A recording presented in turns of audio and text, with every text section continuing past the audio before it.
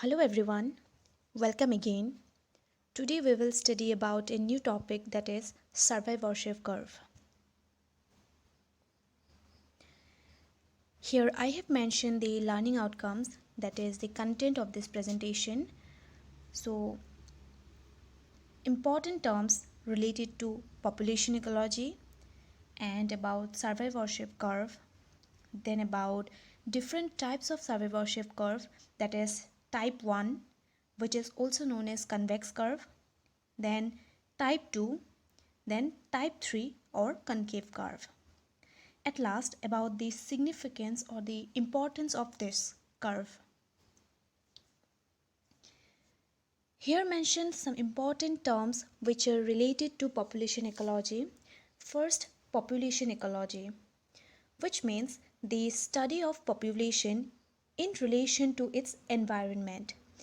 We can also say that population ecology is the study of population and how they change over time in order to understand the dynamic patterns that are associated with it in a better manner. Second, population density.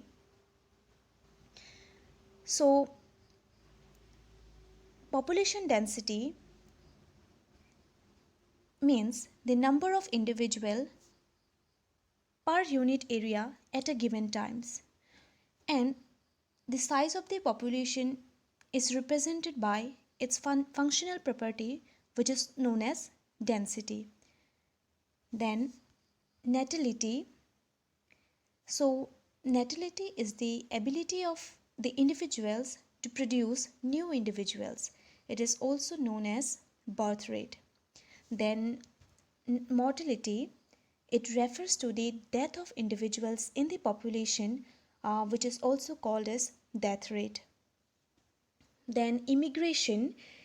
Immigration means the moving or movement of individuals into a particular range, or it's an inward movement. And emigration means uh, moving out of individuals from a particular range, which is a one-way outward movement. So let's discuss about survivorship curve. So it is a graph showing the number or proportion of individuals surviving to each age for a given species. It means the curve that plot the number of surviving individuals to a particular age that representing specific mortality rates. The curves are of three types: type 1 or convex curve, type 2 or diagonal curve, then type 3 or concave curve. Now let's discuss the types in details. So this is a diagram that's showing different types of the curves. So this is type 1 where humans are included. Then this one is type 3, then type 2. So type 2 is an intermediate between type 1 and type 3.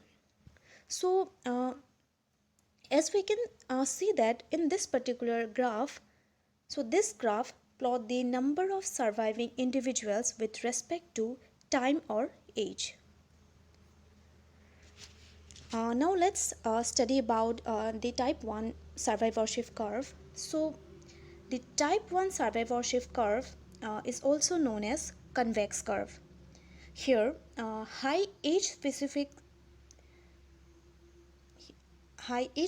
probability is seen in early and middle of life, which followed by a rapid decline in survival in later life. So, and they are typical of species that produces few offspring but care for them well. That is high parental care. So, which including like humans and many other large mammals. And this curve includes species which are heteroporous. So, heteroporous means those organisms which can breed several times during the course of their lifespan. So, examples of Type 1 survivorship curves are mainly human and large animals like deer, sheep, etc. So here we can see some very nice pictures of some organisms that are included in type 1 curve. So here human, then baboon, then sheep, deer. So this one is mountain sheep and this one is sheep. So all these are example of type 1 survivorship curve. Now type 2 curve, which is also known as diagonal curve, and these curves are an intermediate between type 1 and type 3 survivorship curve. Here, in case of this curve, the rate of survival remains same throughout their lives, or constant mortality rate are that is roughly constant mortality rate or survival probability is experienced, and which is regardless of their age. So examples are we can say that hydra, mice, rabbits, lizards, and some birds also. So see the diagram here, it is clearly visible that the type 2 or the diagonal curve, which is an intermediate between the type 1 and type 3 survivorship curve. So here we can see different examples of type 2 survivorship curve, that is a beautiful picture of butterfly, then birds, then hydra, mice, and lizards. So this all are the examples of a type 2 survivorship curve.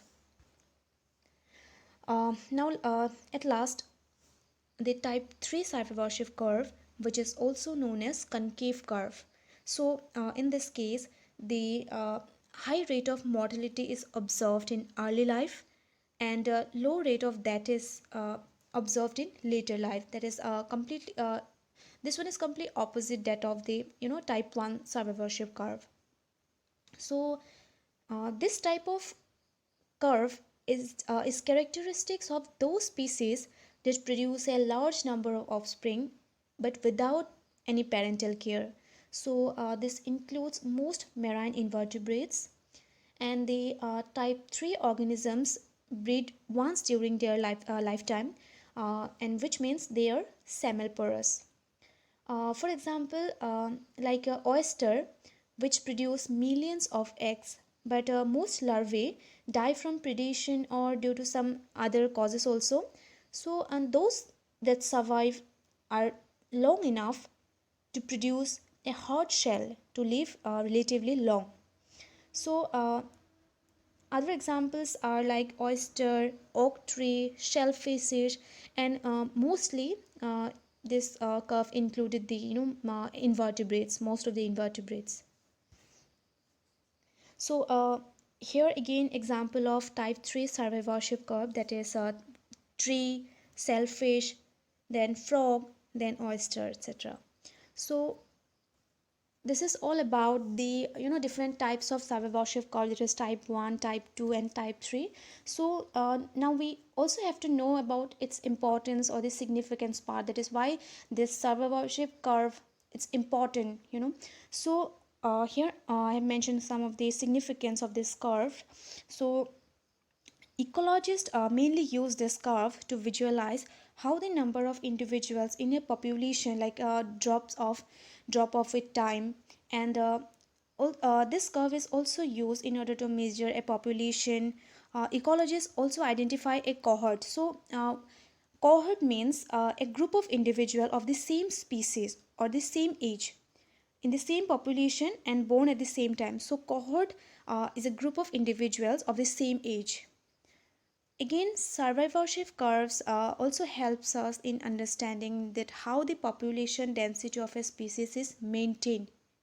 Okay, and it also shows the decline of a group of individual over time. So to study a population density, or to study a population, we have to study about its survivorship curve, that is the its survival capacity or ability with respect to time or age.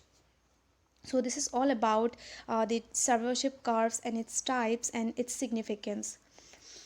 So here I have mentioned some of the suggested readings and some of the references that are related to this presentation and this topic. So thank you for your kind attention. Here I have provided my email address. In case of any doubt regarding this topic, you can contact me in the email ID provided here. Thank you.